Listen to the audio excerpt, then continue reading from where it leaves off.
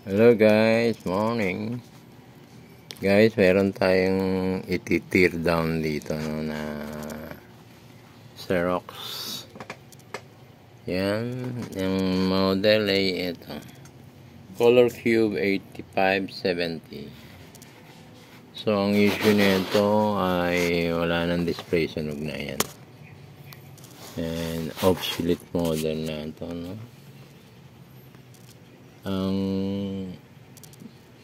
Yung isa na ito na ibenta ko na, so itong modelo na ito super ganda to eh. Ang pinaka print na ito parang yung kandilang nilusaw, so napakaganda, parang buhay na buhay ang kulay. Ang problema dito, super mahal ang tinta. Cube siya, parang cube ice na ganito. Wala na ako yung naubos na eh. Yan. Yung ganito kalaki, ganyan ang korte ng ano niya, solid yan ha. Yan, dito mo ipapasok. Yung apat na kulay na yan. Yan. Ipapasok dyan. Ganyan kaliit. Solid ink. Ang napakamahal and very mabilis matunaw. So, warm up pa lang, magkukonsume ka na ng ink na ano. Titingnan na dito. Ito ang gilid. Saan mo? Tapos dito, yan. Tutunawin siya, yan. Itong ano nito, ink yan. Ito yung pinaka-ink na natunaw. Yan, yung solid niya. Ito ko dito. Yan, yan ang tinunaw na ano. Tinunaw na ink na solid. Yan, ganito yan. Parang kandila siya. So, bago mag-start yan, pag warm up pa lang yan, tutunawin niya para malinis. And then, magta-try ka ng ilang run ng papel para ma-fill up lahat yung ano, kung talagang plain na siya. So, una pa lang magastos. Maubos ka agad yung tinta mo, ano pa lang, warm up pa lang. Yan, lagi. Tapos ito pang isa, bubuksan mo dito sa gilid. Ito hindi mabuksan dahil siguro yung tinta nangapit na. So, i-ano yun na natin siya, no? Hindi ko na siya obsolete model, tsaka wala na akong makuha na ito, matagal na. Yung nakabili sa akin ito, maganda, hindi ko malaman kung tumatakbo pa. Pero napakatagal na. So, babaklasin natin. Babaklasin ko yung mga PCB yan. Kung sinong may gusto, i-call up nyo lang ako, no? Kontakin nyo lang ako, mag-comment kayo kung gusto nyo ng parts nito. Kasi may na-i-dispose akong ano nito eh. May na-i-dispose akong mga unit nito. Napakagandang gamitin to eh. Kaya alam pang mayaman. So, baklasin natin. Forma ko lang ito. Yes, so guys, tingnan natin. Baklasin na natin.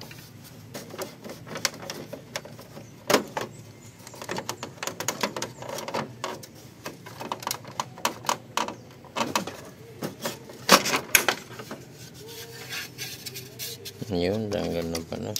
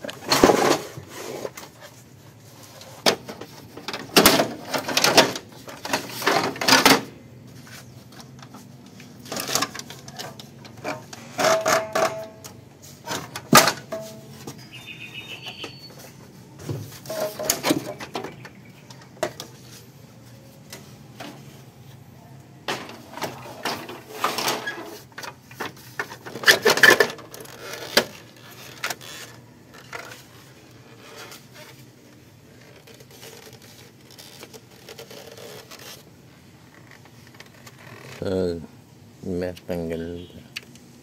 So guys, ito, dito lang siya tumutunaw yan.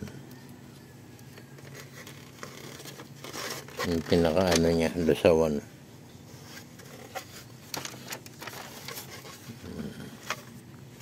Yun.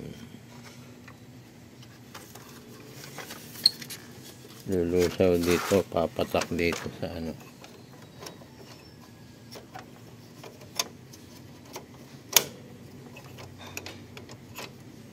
Medyo itatama mo ba ito?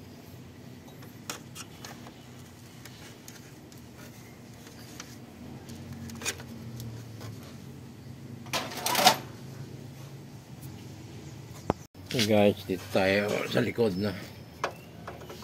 Kasi natin yung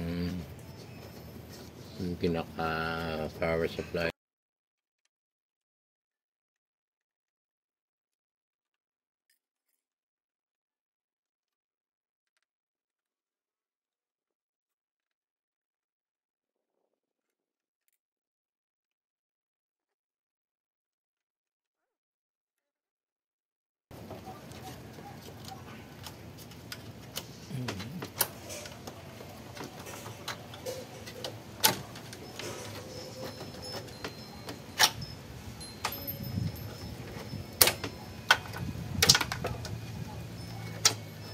Guys, kunin natin yung SIM niya. Ayan. Pinaka-memory niya ng Xerox. Kita ba?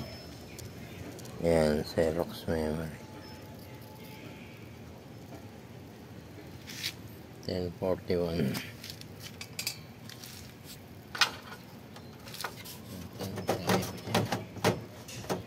Ayan sa ilalim.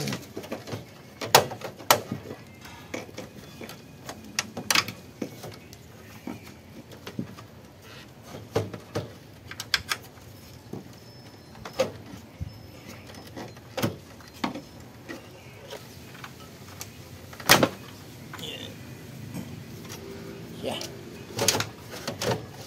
Lang.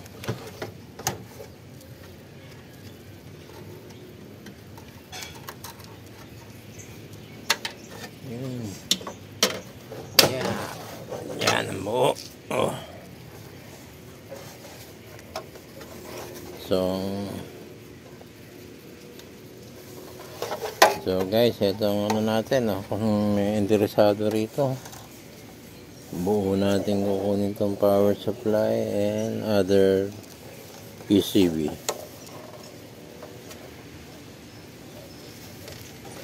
Ayan siya.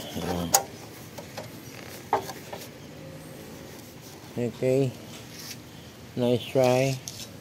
So guys, pakita ko ng close up to, no. Dito tumutunaw yung solid ink niya. Yung cover niyan. Yan siya. Then yung waste dito sa gilid. Yan. Buksan na yan. Yan. May waste siya dyan. Yan papatak yung waste. Laging meron yan.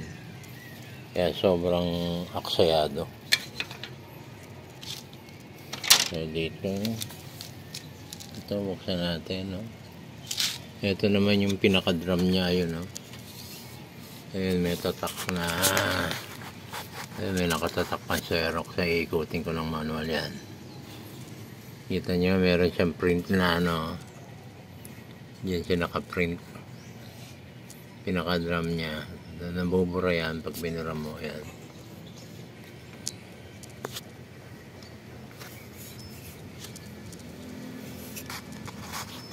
Yan siya pinakamakapit yan. Yan o. Rado.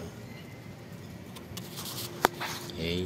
Aming tornilyo, no? Hindi ko na napapakita sa inyo lahat kung paano natanggal yung iba. Sobrang dami. Ayan.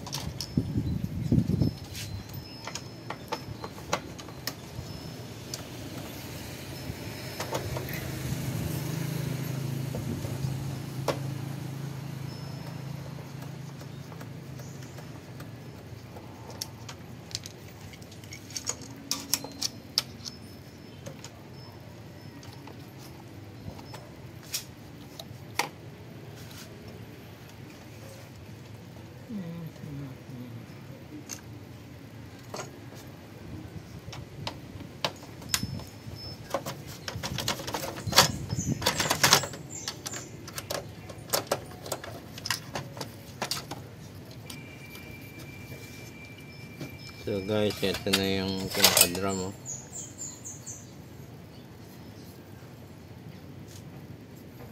Ano natin makukuha ng buo.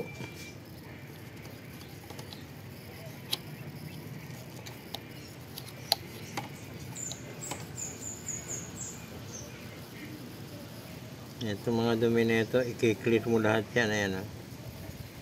Mabubura yan. Ayan.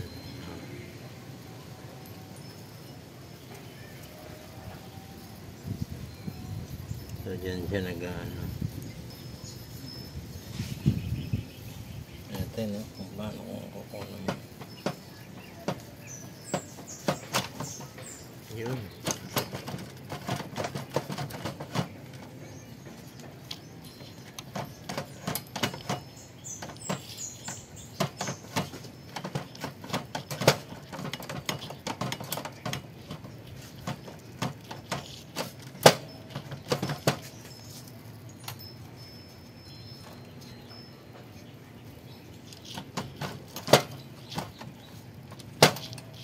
So guys, angat na pala.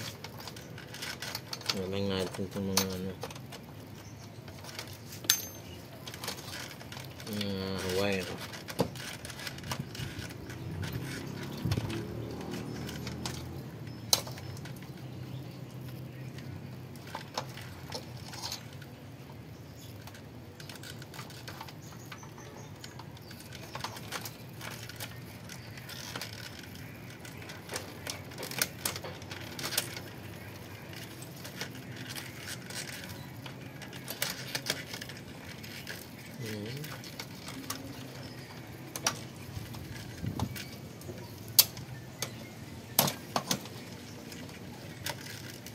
Okay.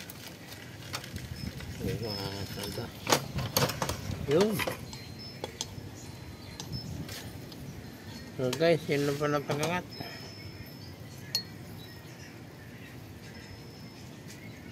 So ito lang ang kukunin ko, no? Yung iba hindi ko na itutuloy. Ano na lang yan, mga casing na lang yan. Tsaka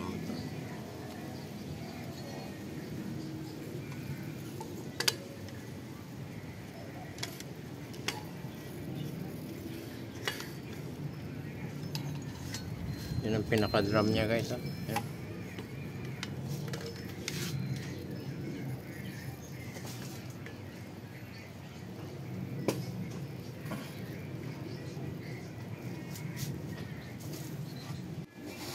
Guys, hanggang dito na lang yung baklas natin, no?